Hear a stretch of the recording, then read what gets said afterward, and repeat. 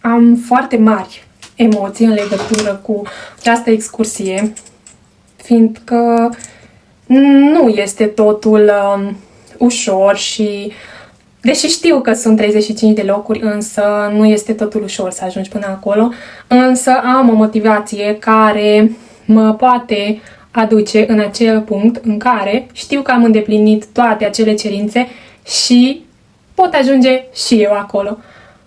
Am foarte mare încredere atât în mine, cât și în voi, cei care îmi sunteți alături și mai ales cei care îmi sunteți alături de la început și cei care v-ați alăturat aici alături de mine în acest parcurs, așa că am o mare încredere. Și am încredere și am acea motivație care mă poate duce până acolo și să vă arăt și vouă prin ochii mei cum arată Istanbulul și acea fabrică.